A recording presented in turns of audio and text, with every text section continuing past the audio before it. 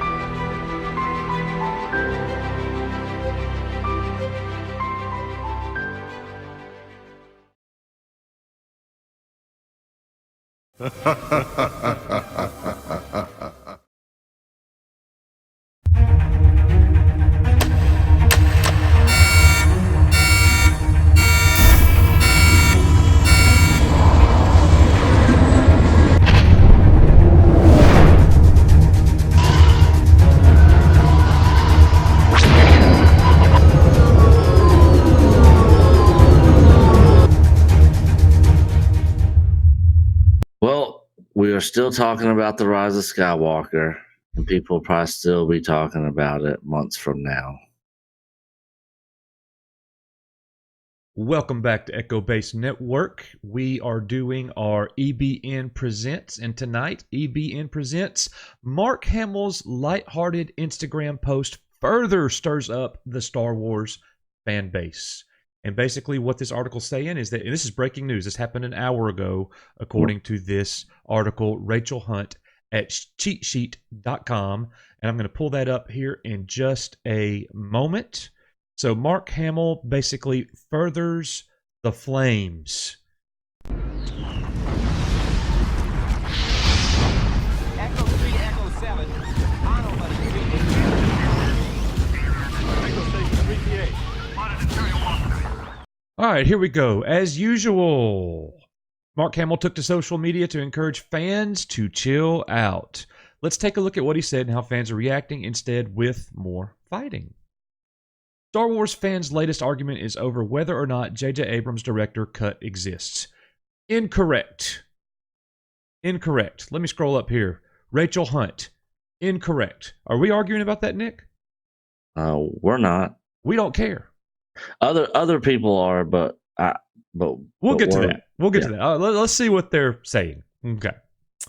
Star Wars: The Rise of Skywalker celebrates 2 weeks at the box office, while avid fans beg Disney to release the JJ cut of the film. That's true. Avid fans of Disney Star Wars. A recent Reddit post claimed, we all know this, that JJ Abrams did not approve the numerous changes that was made. Disney Star Wars fans took to social media demanding that Disney release the cut scenes by creating the hashtag release the JJ cut. JJ Abrams' original early November cut was 3 hours, 2 minutes long.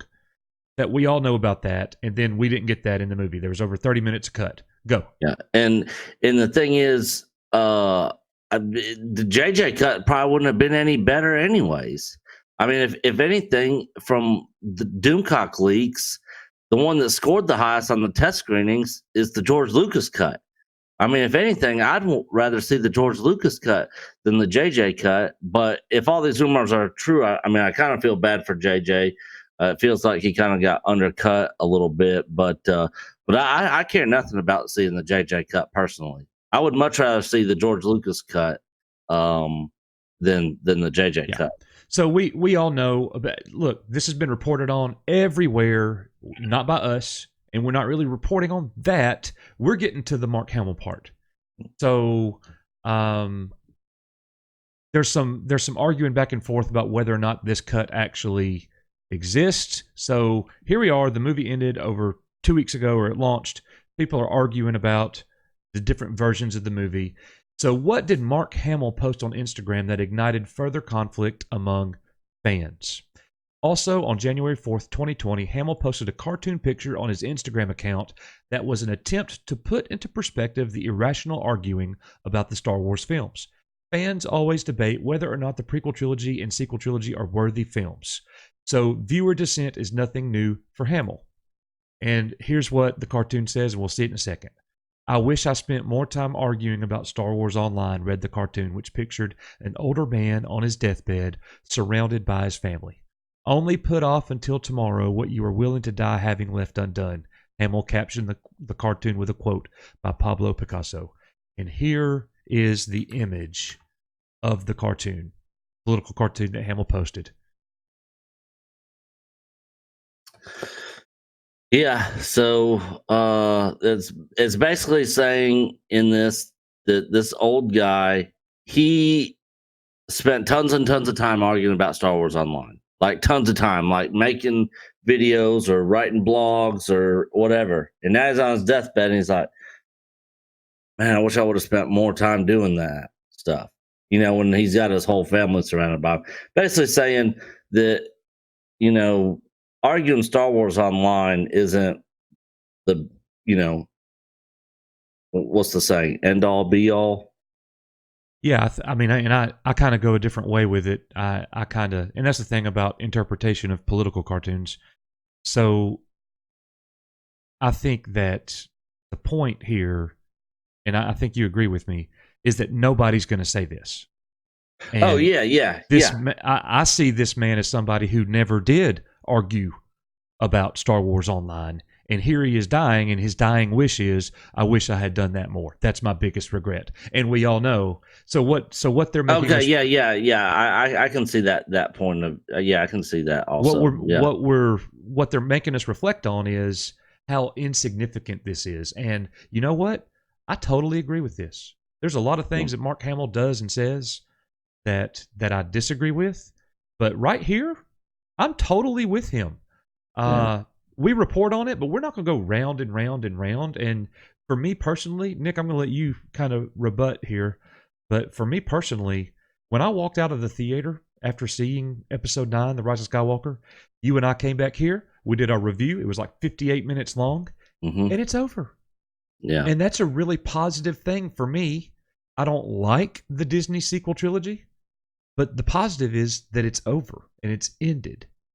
Yeah, and that story has ran its course, and there's nothing else. And now let's move on or go back to the things that we love about Star Wars. And maybe Disney's going to give us some stuff one day that we will love. I really like The Mandalorian. I'm really excited about Clone Wars that launches in February. But, you know, that's just me. What say you? Yeah, and I'm excited about the Obi-Wan series with Deborah Chow, who I think has directed probably the best episodes in The Mandalorian, in my opinion. Yeah, I agree. So, I'm excited about a woman director, you know, but I'm a sexist man baby, you know. But, I'm looking forward to it. And like Coach said, you know, we went and saw the movie. I absolutely hate the Disney Star Wars movies. The Last Jedi made The Force Awakens worse for me, and The Rise of Skywalker was just garbage. So none of these movies matter to me. I don't like any of them. In my mind, they're not canon. I would much rather think of the Thrawn trilogy as the sequel trilogy in my mind. I'm not ever going to watch them again, and I'm basically done talking about it. You know, if something breaking like major happens, you know, that's huge news, then of course we're going to hit on it. But I could really care less about anything else from these movies. I'm over it and done with it. I've spent the last 2 years bitching about The Last Jedi, and I'm ready to move on. Like, I want to see something good. And if they keep giving us crap, then I'm going to keep whining about it like a baby, you know. But I have some hope, you know, that they're going to give us something good, you know. And until I actually see it, I can't really say. Well, and I'm going to kind of turn it back to our Saturday night live streams. Why we love Star Wars. It doesn't matter what they do. Yeah. It doesn't matter how bad it gets or how marginal it gets. We love what Star Wars is to us. Yeah. We don't have to like what they're doing. I could always go pop in Empire Strikes Back, Return of the Jedi, Clone Wars cartoons, play Shadows of the Empire. Like, I love Star Wars. I'm in 100% agreement with Coach on that. 1,000% in agreement. So it's like no- the horse is dead. Quit beating it. Get off. Yeah. Like, so no matter what they do, whether it's good or bad, we have the original trilogy. And for those of you that like the prequel trilogy, we still have that too. How long have we been watching the original trilogy? Oh God. Will we ever stop? No. I mean, I still watch it to this day. I've watched it since I was as far back as I can remember. Can you see yourself in your 60s watching it? Yeah, absolutely. 70s watching it? Yeah. Yes. And nothing that these movies do is going to change my thoughts on the original trilogy. Ever. And nothing they're going to do is going to change the love that we have for what we have. Yeah. Right. And I watched the specialized edition trilogy. That's the trilogy I'm talking about. Yeah, that's Trey the go-to. Chester. That's the GOAT. Yeah, that's exactly right, Trey. So yes, and like, we love the toys, we love the games, we love, and there's nothing anybody can do to taint that. Cannot be tainted. Yeah. And that's, let me just do a little shameless self-promotion here. That's what our Saturday nights are about. Why we love Star Wars. Yeah. And so this article, I am totally with what Mark Hamill is saying. I'm not going to spend any time arguing anybody online about The Rise of Skywalker. If you like it, I'll pat you on the back. I am glad for you. I wish I did. But you know what? If I don't know. Here's the thing, Nick. I'm glad it's over. This is going to be our challenge. Glad it's over. We're saying that our Saturday nights, Why We Love Star Wars live stream, is a home for fans of any capacity. Anyone is welcome. Yeah. Well, if somebody comes in and says The Rise of Skywalker is the greatest movie of all time, the majority of the people in our chat are going to be like, dude, what's wrong with you? But they're going to be welcome, and we're going to hear them out. And see, the key word there is we're not going to argue the point. Yeah. We will have a friendly debate and banter, but we're not going to argue we're going to treat everybody with kindness. Yeah. So I was getting something to eat today at Applebee's, and there was a guy in there who was eating alone, and he was, and we had just got to talking, the football game was on and whatnot, and he was into Star Wars. I asked him if he liked The Rise of Skywalker, and he was like, yeah, I liked it.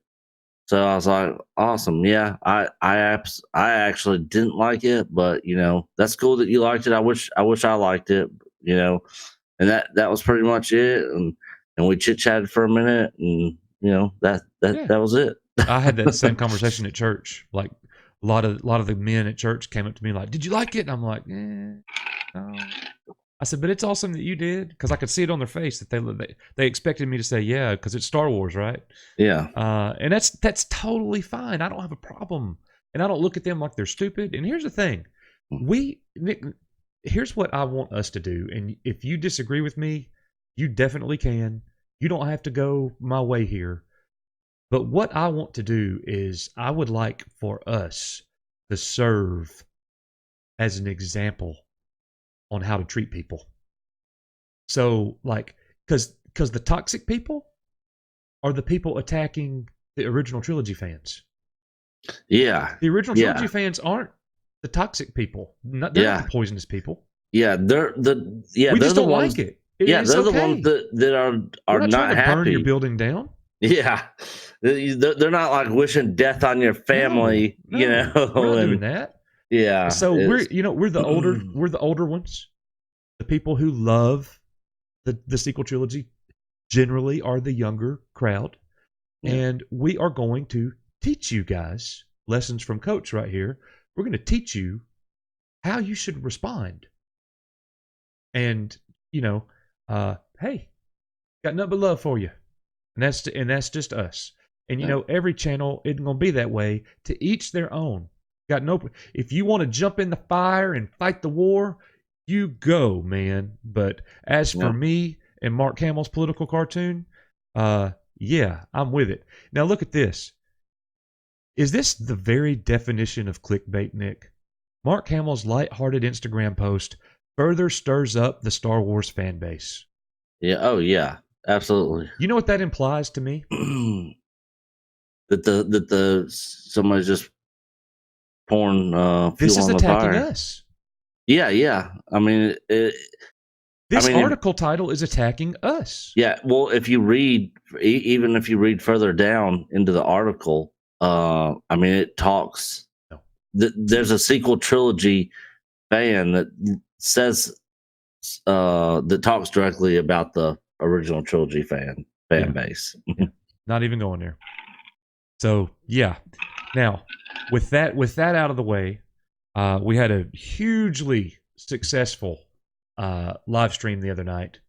We had Michael from Retro Blasting on the show for about an hour, and we had Seth Hastings from Plastic Galaxy Toy Store, a renowned Star Wars toy dealer. Yeah, very credible. If you guys are looking for anything vintage toys, definitely look up his store and get in contact with him. If he doesn't have it, he can probably know somebody that does, and you won't be getting some repro crap. We had J-Man come in and join us in the live stream, which was awesome. We want to continue to open up our live streams for our subs to come in, and we kind of, me and Nick are different. I mean, I kind of see our subs as friends. I mean, honestly. Well, we're really trying to build a community here with everybody. We're not just doing this, just to get the super chats and make all the money. I mean, we're at 1588 subs right now. I mean, that's enough subs right there for me and Coach to stay interacting with. I'd be fine if we stayed right there and we just had a strong 1588. A strong community. Yeah. That's more important than 10,000 people that doesn't watch us. Yeah, exactly. So we enjoy making the content for you and having that conversation and engaging with you. This channel is a channel that is ran for fans by fans. And an example of that is J-Man coming on. Rob and Rob always commenting. Loki always commenting. Turd Burglar, Trey Chester, all those people always commenting. We could go on 24/7. Everybody. Thank you guys. And I know I'm leaving people out, and you know who you are. Mikhail Wolf. It just goes on and on and on and on and on. And when we see your names in the comment section, we just smile. So we're going to go ahead and wrap this up. I did want to say one thing to RDG SWWOT, who sent us a $10 super chat in the live stream the other night, and we totally missed it because we were so engaged with the two guests that we had on. And you will have to forgive us because we are super green and new at doing this. Whose responsibility was super chats? That was my responsibility, but all right. I so never don't apologize for me. I never thought about it because I wasn't thinking about super chats. I was thinking about we're having Seth and Michael on. Yeah, I wasn't even thinking about super chats. Yeah. Like I was like, we're having two cool people on here. This is gonna be an awesome conversation. I'm so excited about having these guys on our channel tonight. It was a great live stream, and we have more very awesome ones planned. So make sure that you tune in on Saturday. And just to clear up any confusion, from 6 to 7 is the live pre-show. It's a pre-show. Yeah. Yep. So there's going to be a countdown timer that's going to show clips and all that sort of stuff. Did you drink coffee tonight? You keep interrupting me. Well, I was just finishing your sentences, but yeah. Go ahead. So anyways, we're having a countdown timer and commercials and little clips and snippets of stuff, which Coach was so kindly able to set up and do for us. Oh, it would be so funny if I muted you. That would be so funny. Here, hold on. Hey, say something. Bam! Test. Don't interrupt me again. I'm kidding. Yeah, I'm messing. Everybody knows I'm kidding. All right. Yes, I need him to complete my sentences many, many times. So thank you. But yeah, what we were saying is that we had a really good live stream. We got another great one coming up. So make sure that you tune in every Saturday night. Pre-show 6 to 7. Live show starts at 7. And we'll also be releasing made broadcasts such as this EBN Presents on Mondays and Thursday nights. We also have Nick's Takes forthcoming, and we have Lessons from Coach as well. So see you guys. And one other thing, I know some people were asking just in comment sections of our videos and just in the chat, are you still going to be doing gameplay, Battlefront, and recording that? Yes. Or doing? It'll be part of EBN Presents. Okay. All right. Yes. Not this week. Yeah. But yes, for sure. And then Rebels better watch out because I pop heads. All right. So anyways, we will see you guys on Mondays and Thursday nights, and definitely at the live streams on Saturday. So I am Coach. He is Nick. You are Echo Base Network, and we are out. See you on the next one. Today, Nick and I would like to announce our 2020 production schedule. You can tune in every Monday and Thursday night at 7 o'clock p.m. Central Time for our regularly scheduled broadcasts. Our productions include our regular two-man show covering weekly hot topics called EBN Presents, Nick's Takes, which tackles relative dramatic events and YouTube controversies. Lessons from Coach is our show that focuses on righting the wrongs in the media today. We will also continue our stop-motion animated series titled Echo Base Adventures. With the January 11th debut of our Star Wars: A Sequel Trilogy documentary, Nick and I look forward to 2020 with great anticipation as we plan 2 more feature films. Finally, we are pleased to announce the launching of our weekly live stream, Why We Love Star Wars. Every Saturday night at 7 o'clock p.m., this will be a home for all fans who love Star Wars in any capacity. And as always, we are, you are, Echo Base Network, and we are out.